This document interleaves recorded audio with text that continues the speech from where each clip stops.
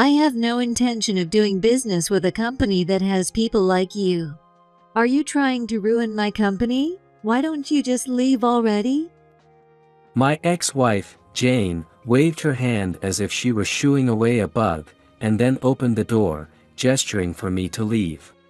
"When you get back, your company's CEO will be pulling his hair out.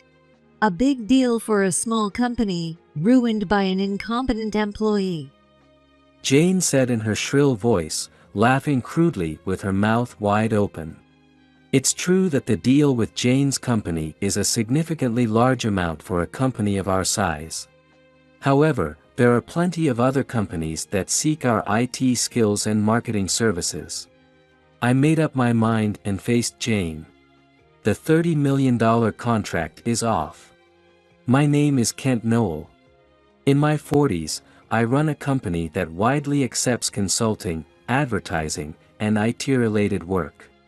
Though it's been less than 10 years since I started the company, it's been growing steadily even though it's small, and we're debt-free, so there's no worry of bankruptcy. Since it's a small company with just my wife and a contract employee responsible for accounting, the business scale isn't large. However, the company's capital increases every year, and the salaries which are paid to my wife and the contractor have also been increasing year by year. The executive compensation I receive is also quite substantial, and the anxiety I had about going independent when I first started is long gone. There are many news reports about worries regarding retirement savings, but as long as I live an ordinary life, there will be no problems in the future. I earn nearly double the salary compared to company employees of my generation, and more than anything, the happiness I feel now from running my own company and being free from any constraints is indescribable. When I meet up with classmates after a long time and catch up, I often hear things like, "I envy your success," or "I wish I could live a life like yours, Kent." However, not everything was smooth sailing from the beginning. My current wife is almost 20 years younger than me, and she's often praised for being beautiful and considerate, but the truth is, she's my second wife. My first wife, Jane, and I started having problems when the company I worked for 20 years ago went bankrupt, which led to our divorce. Although Jane was also working, she seemed to be attracted to the fact that I was employed by a fairly large company, and her attitude changed drastically when she heard about the bankruptcy. "What are we going to do now? We just had a baby, and we need money." Jane berated me as if I were useless. Our daughter, Emily, who had just started to talk, seemed to sense something even at her young age, watching us argue all the time. She gradually became quieter, rarely sought our attention, and behaved unusually mature for a 2-year-old. To stabilize Jane's mental state, I quickly found a new job and threw myself into work. Fortunately, I was still young, so I managed to find a new position, but Jane was not happy with the lower salary and the fact that it wasn't a big company. "Why did I even marry you if you can't support the family? You don't have the manliness to take care of us, and you can't make us happy. This is the end." She handed me the divorce papers, already filled out in her rough handwriting, showing she was serious. Our marriage was already broken beyond repair, so I thought divorcing was inevitable. However, my concern was for Emily. I had no intention of leaving my beloved daughter. I had taken on the primary role in household chores and childcare, and Emily was more attached to me than Jane. Moreover, I had seen Jane take out her bad moods on Emily numerous times, so I absolutely didn't want to hand Emily over to her. "Fine. But I'll take care of Emily. Can you agree to that?" I asked nervously, but Jane gave a sinister smile and shook her head. "What are you talking about? She will live with me. I understand that you want to live with Emily. But you can't make us happy. You'll have to pay for that." Glancing at the room where Emily was sleeping, Jane laughed. Her words and expression conveyed a desire to hurt me emotionally by separating me from Emily, rather than a genuine wish to raise her as a mother. I couldn't help but quietly pound the table with my fist. Enough with the jokes. Jane, you haven't even been taking proper care of Emily. I don't see how you two can make it work. Jane snorted at my plea. Stop being emotional. I can get child support, and being with Emily will allow me to work shorter hours for the same pay. Plus, single parents surprisingly receive generous support and financial benefits. Jane had apparently researched various government and local programs before bringing up divorce. She had thought through everything and concluded that it would be economically beneficial for her to take custody of Emily. Your small business can't offer decent benefits, right? Just leave Emily to me. She continued to push me away with cold eyes. Of course, you'll pay child support until Emily becomes independent. I plan to send her to private schools from elementary through college, so she won't feel disadvantaged. Keep that in mind. Goodbye. Jane waved her hand dismissively, then picked up the sleeping Emily, grabbed a duffel bag, and left the house. Around this time, it seemed like being with me was causing Jane a lot of stress, as she was rarely home, often staying at a hotel or someone else's place. I thought it might be better for Emily not to have parents who are constantly fighting around her. But as the divorce talks progressed, I couldn't help but feel anxious about the future. At that time, there were hardly any cases where a father could take custody of a child. I could only stare at the divorce papers thrown on the desk, holding back tears. In the end, life after the divorce went mostly according to Jane's wishes. The savings we had accumulated together were not split evenly, with Jane taking the larger share, and she also took most of the furniture and appliances. I didn't have any objections to that. My top priority was for Emily to live comfortably. The only thing that didn't go Jane's way was that I got to have regular visitation with Emily. I'm not going to let a loser like you see her. I refuse any visitation. Jane declared, but I couldn't accept that. I'll do anything for Emily. That's why I've made so many concessions. If you refuse visitation, I'll hire a lawyer. Are you prepared to cover those costs? If Jane had to pay for legal fees, Emily might have to live a more frugal life. So, if it came to that, I was prepared to cover the costs myself. Jane's reasoning for not allowing visitation wasn't going to hold up. Fine. Jane seemed to sense that I was serious and reluctantly agreed. Once a month felt insufficient, but it was precious time that I wouldn't trade for anything. One day, Jane ruined one of those precious days. That day, I had promised to take Emily, who has entered the upper elementary grades, shopping for her birthday present. Emily never asked for anything and was always considerate of others, often telling me, "Thank you for making time even though you're busy. But you don't have to push yourself. I can bear not seeing you every month." Seeing my child say such things with a sad face made me almost cry many times. This kind-hearted Emily, for the first time, told me what she wanted for her birthday. "I want a necklace.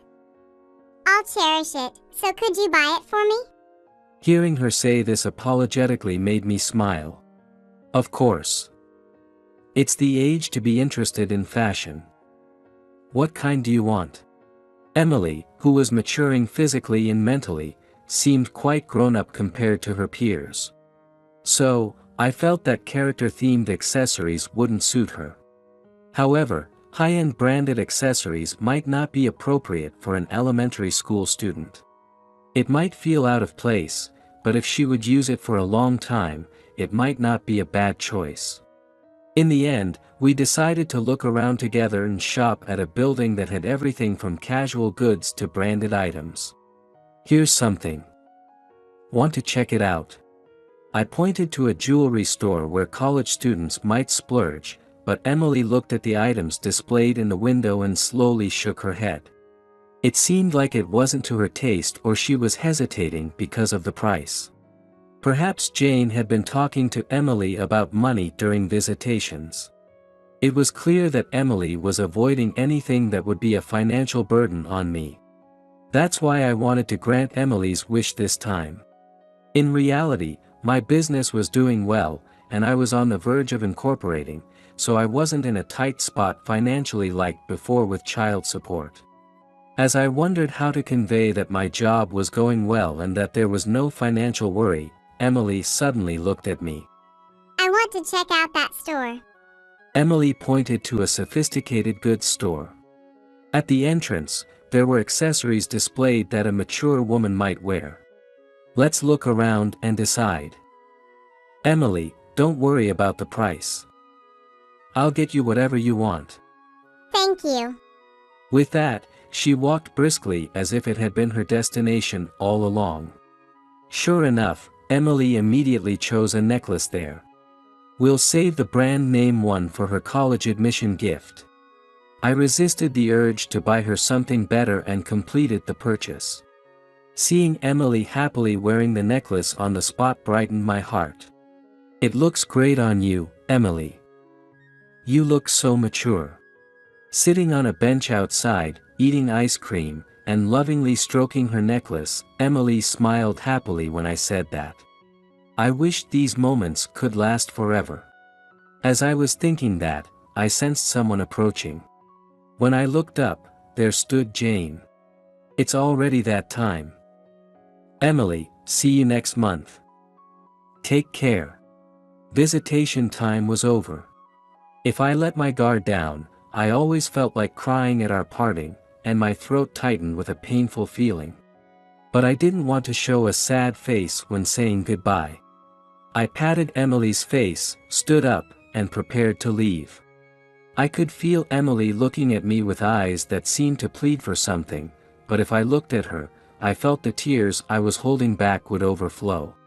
So I deliberately turned my back on them. Then, suddenly, Jane said something outrageous. Emily, did you always have such a cheap-looking necklace? Did he really buy it for you today? Her sharp words made me stop in my tracks and look back at them. Jane's mouth twisted into a sinister smile as she continued spitefully. If you wear such tacky things, you'll end up like that person. Throw it away in the trash right now. Jane's hand reached out to Emily, but Emily turned her back and resisted desperately. There was anger in Emily's eyes, but it seemed she had never been able to openly defy Jane before. Their usual behavior was evident in their stance. Jane didn't seem serious about taking the necklace, as she quickly turned her attention to me.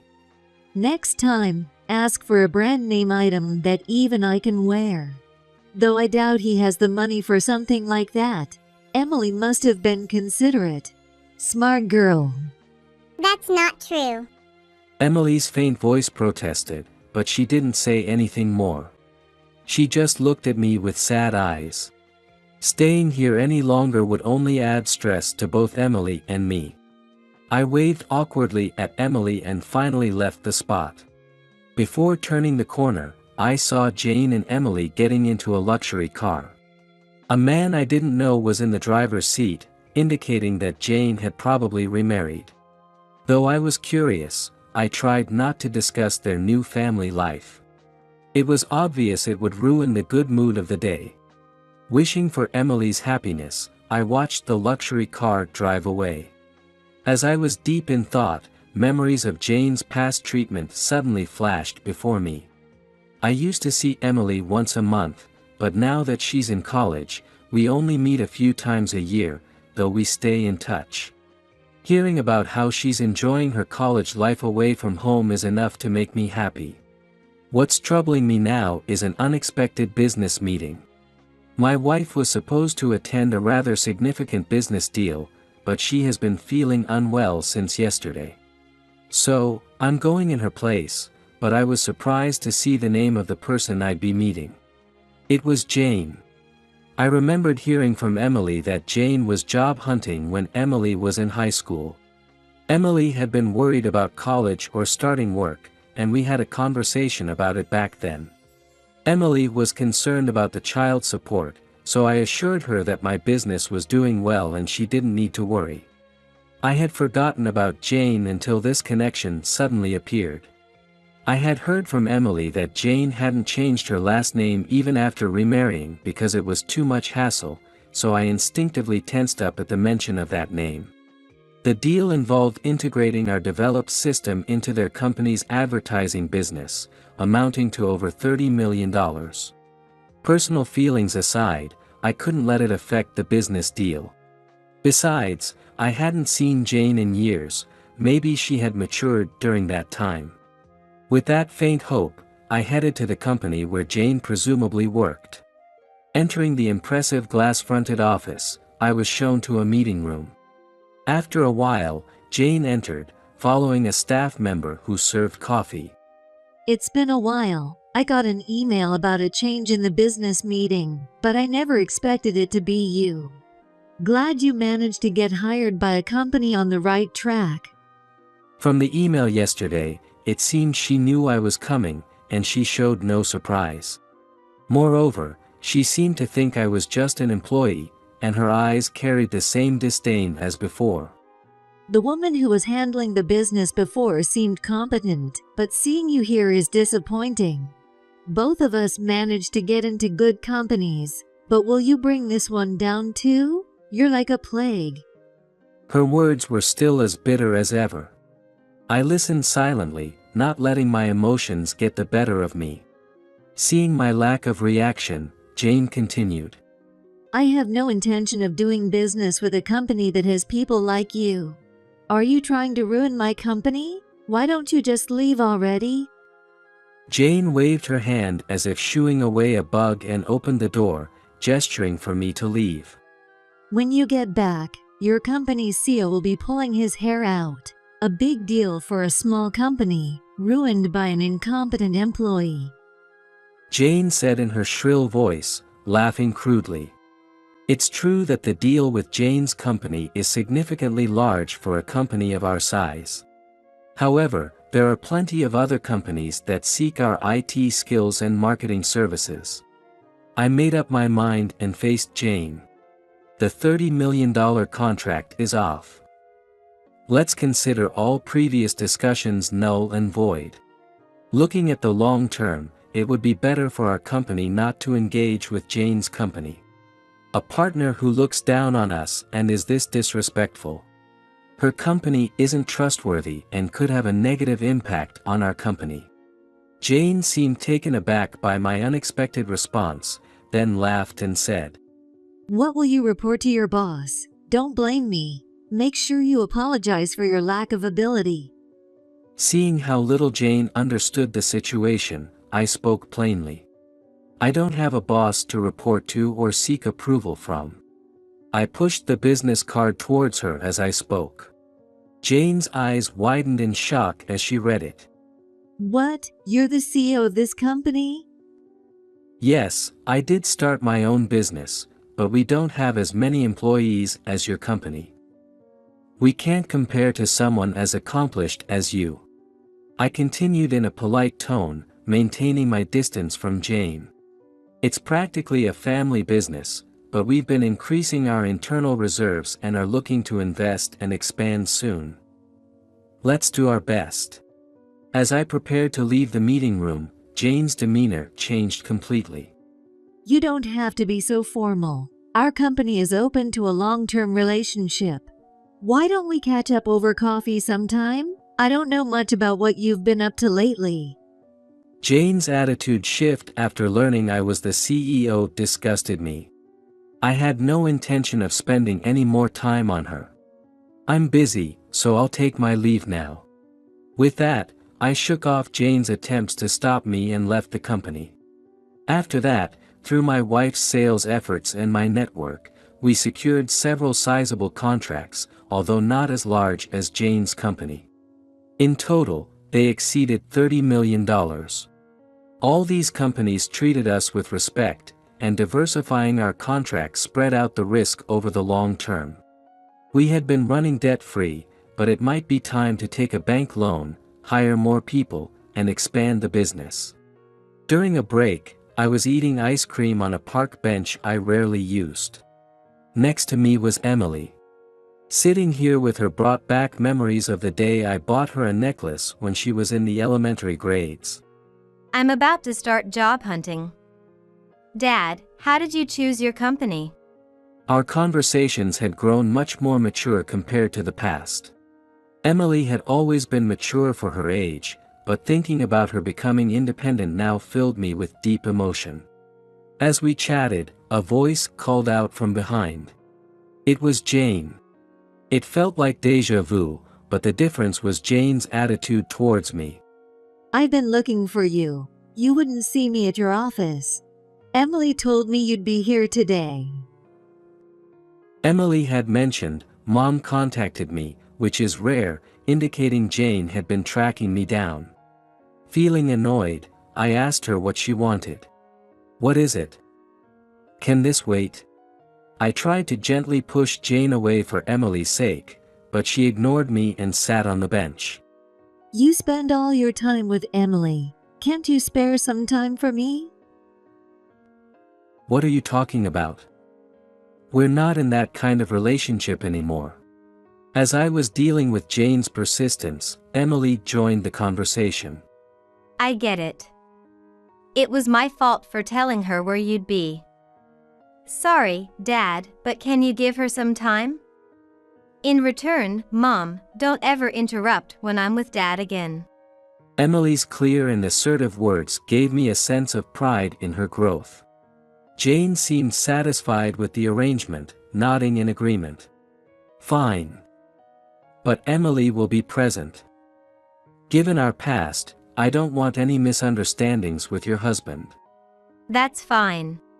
Jane seemed slightly displeased, but we moved to a nearby cafe to talk. So, what do you want to discuss? I wanted to get this over with quickly, so I got straight to the point. Emily seemed to feel the same, silently watching Jane. I heard you're running a company. That's impressive. I looked into it, and your finances are solid. It looks like you're going to grow even more. We're managing. Thanks to that, spending time with Emily on my rare days off is precious to me. Whether she caught the sarcasm or not, Jane started saying something unbelievable. We could make it work now. Why don't we start over? Both Emily and I were shocked, but Jane was dead serious. I shook my head firmly at her outrageous suggestion. You're remarried. Even if Emily has moved out, you should cherish your current partner. I've never loved anyone but you. If you forgive me, I'll divorce my husband anytime. She said it so easily. What Jane loved was my title as CEO of a successful company. Emily looked at her mother with disdain, clearly embarrassed by her behavior. Sorry, but we can't go back. Besides, the capable employee you mentioned is my wife. Please don't ruin our happiness. Jane turned red as I pointed out the unchangeable truth. What's so great about that woman? She must have only approached you for your money. I had met my wife before starting my company, so that was certainly not the case. However, Jane kept ranting about my wife, making baseless accusations. Just as my anger was boiling over, Emily slammed her hand on the table. Enough. Dad is happy now. How can you destroy someone's life like this? Thank you, Emily. I said to Emily, who was almost in tears. Emily wiped her eyes and looked at Jane with determination. I'm cutting ties with you, Mom. Don't contact me or Dad ever again. With that, Emily took the bill and headed to the cashier. Leaving the stunned Jane behind, I followed Emily. After that, Jane never visited or contacted me again. Knowing I had a wife and Emily's declaration of estrangement must have hit her hard. Jane was clearly after my money, and with her only daughter disowning her, her plans fell apart. Maybe she could control Emily when she was young, but Emily was now an independent adult. Jane had a partner, so hopefully, they could get along. However, Jane eventually divorced her husband. She had been driving a luxury car, but her ways of making money were not commendable. She had been gathering money through near-scam methods and selling dubious information products, but investigations left her broke. Jane divorced over money again, and even Emily didn't know where she was living now. For Jane, the end of money meant the end of the relationship. If something happens to me, the procedures are in place for my wife and Emily to inherit. Emily also formally cut ties with Jane, ensuring no inheritance would go to her. I hope Jane finds true trust and relationships and that she experiences peaceful days. Years later, I now stand nervously at the door in a neat suit. You're more nervous than I am. Emily, in a beautiful dress, laughed beside me. Today is Emily's wedding day. Of course. This is my first time walking my daughter down the aisle. It's my first time too, you know. Emily, elegant and poised, suddenly looked at me seriously. Dad, thank you for everything. I'll need you in the future too. Please live a long life. Emily, wearing a luxurious dress and accessories befitting the bride, looked stunning. Around her neck, the necklace I bought when she was in the elementary grades shone brightly.